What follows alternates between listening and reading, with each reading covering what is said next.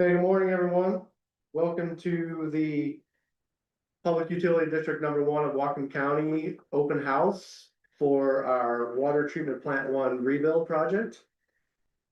This is something that we've been working on for a little while. We're in the design stage, and we are taking care of checking all the boxes of all the processes that we need to do to participate with public knowledge of our project and disseminating information and making everyone aware of what's going on. And so this is a part of the process. It's May 22nd, 2026, and we are here at our Plant 2 Administration Building. And this is a public meeting for anyone to be welcome. We've posted it at the city and at the paper of record. And so I have a presentation here to provide for the public to see, and you should be able to see on the live stream that we have going on here. This is a artist's rendering of the what the control building and sedimentation building may look like. This would actually be based on this view. This would be from the northwest looking towards the southeast in this particular picture that we have of the building.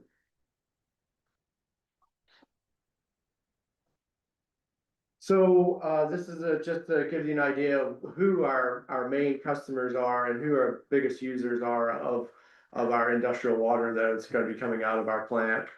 So BP Cherry Point is the largest and majority user of all of our water. As you can see on the pie chart, they're 2/3 of our entire customer base, followed by Phillips 66, and then the Puget Sound Energy cogeneration station that is adjacent to the Phillips 66 refinery.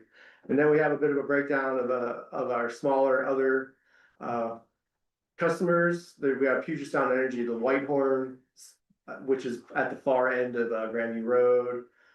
We've got Petrogas, Rubicon, Chemco, and Praxair.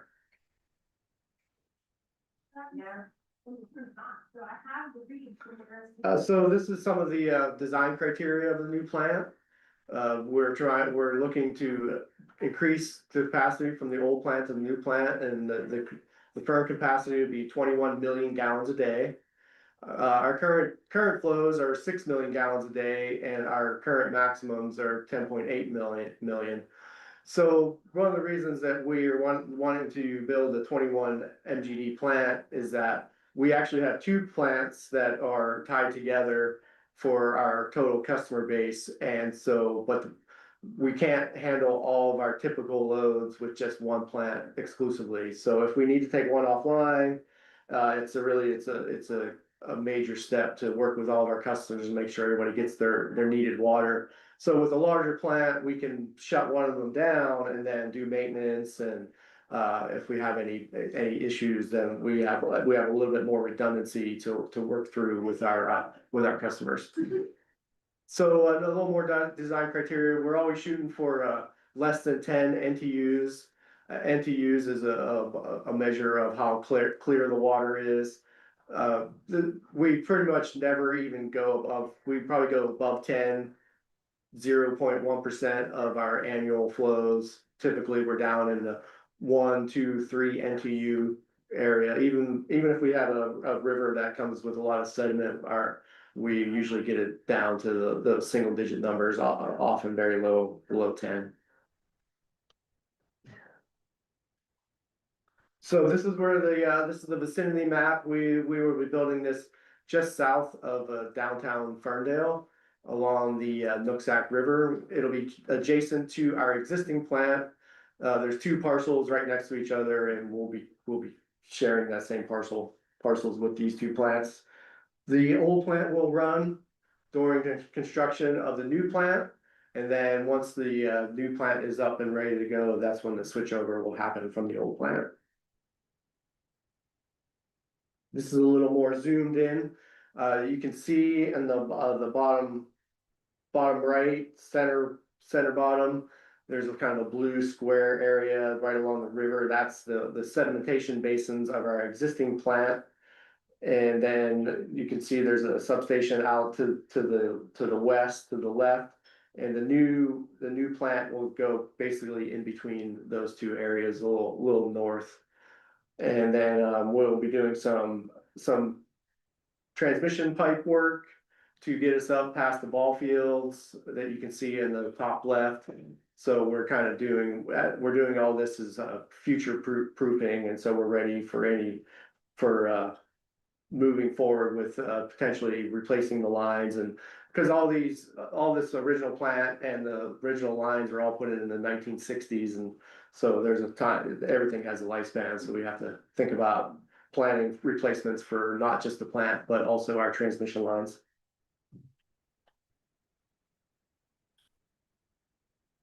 This is a site plan. This shows basically the exact same thing as our last picture, a little more zoomed in. And so on the right-hand side is the Nooksack River, where we will be having, where our current intake building is, which will be staying in place. And in the center is our new water treatment facility. This is a elevation view of the Utilidor Access Building, which will be along the Ferndale Road between the water treatment plant and the intake building. This provides us a place to bring water underneath Ferndale Road and monitor and have electric controls.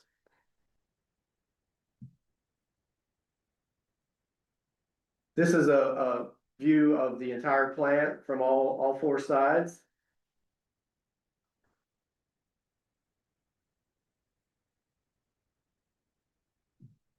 I don't know what to say about this guy. This is what the exterior. Yeah, this is the exterior. It's gonna be a block building on pour in place concrete footings. This is a view. Now we're getting even more zoomed in on the actual facility. In the bottom right, there's a raw water supply. That's where the water comes in after it's been brought up from the Nooksack River. It goes first into the pre-treatment room where we have sand traps, where we take the smaller compared to the river size dirt, and we settle that out.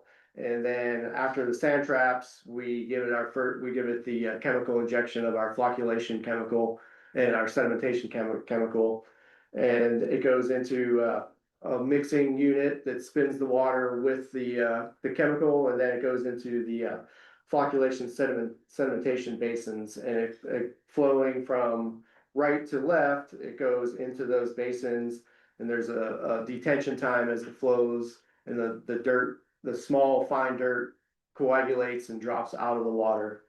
And then it goes into the high head pump station and is pumped through the transmission lines out to our customers.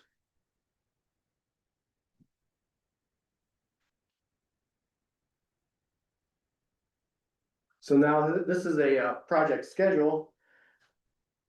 As of right now, we're looking to break ground in early of 2028 at current schedule. There's lots of things to be wrapped up between now and then, lots of benchmarks that need to be met. And so this is a tentative schedule, but starting in early 2028 with a 4-year construction window finishing in 2032.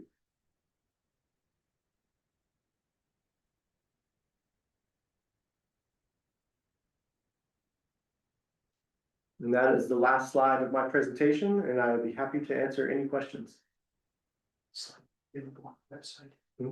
Oh, and this will be available on the website if anyone needs to look at it at a later date.